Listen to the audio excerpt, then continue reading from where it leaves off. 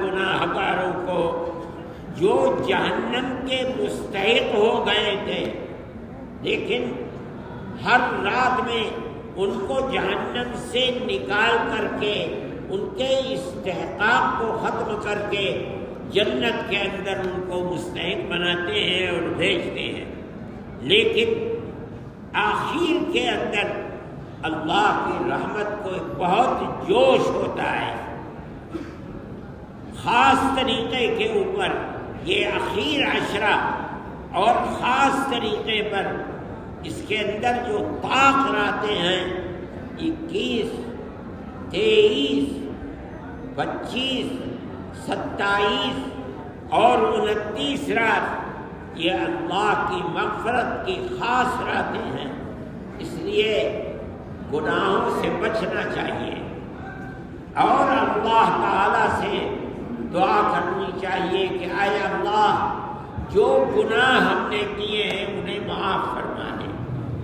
اللہ معاف فرمائے تو اس کا بڑا احسان اور انعام ہے، اور چونکہ اس کی رحمت جوش میں ہے، اس لیے دعا انشاءاللہ ان راتوں میں اور دنوں میں مقبول ہوگی، اور اللہ تعالیٰ کی رحمت کو جوش آئے گا، اور مومن کو اللہ تعالیٰ اگر جہنم کا استحقاق ہو بھی گیا ہے نکال کر کے اس کو جنتی بنائیں گے۔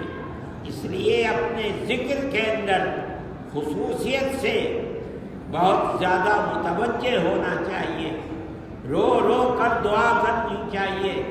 جو گناہ ہو چکے ہیں ان کی مغفرت صرف استغفار اور رو کر کے اللہ سے یہ کہنا کہ اے اللہ جو گناہ ہوئے ہیں انہیں معاف فرما دے، اب میں یہ گناہ نہیں کروں گا۔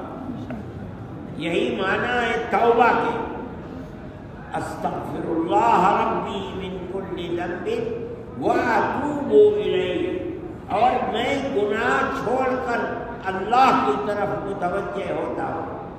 یہ دعا کرنی چاہیے، اور اس دعا کے کرنے سے ہماری کشتی پار ہو جائے گی اگر اللہ کی توجہ اور عنایت ہماری طرف ہو گئی، اور ضرور ہوگی، اس لیے کہ اس وقت اللہ کی رحمت کو جوش ہوتا ہے۔ جس وقت رات کے آخر حصے میں دعا کرتے ہیں، روتے ہیں، اس وقت اللہ کی رحمت بہت جوش میں ہوتی ہے۔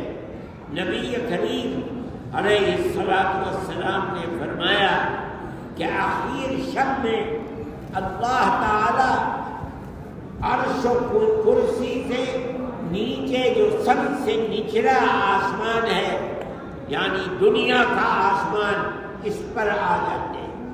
اللہ کی رحمت بندوں سے قریب ہو جاتی ہے، اور وہاں آواز لگاتے ہیں، حل من سائل فاجیب دعوتہ، ہے کوئی اس وقت مجھ سے مانگنے والا تاکہ میں اس کی دعا کو قبول کر لوں؟ کوئی ہے جو اپنے گناہوں کی مغفرت مجھ سے اس وقت چاہے؟ میری رحمت کے دروازے کھلے ہوئے ہیں، جوش میں ہے، جو مانگے گا اس کو دیا جائے گا۔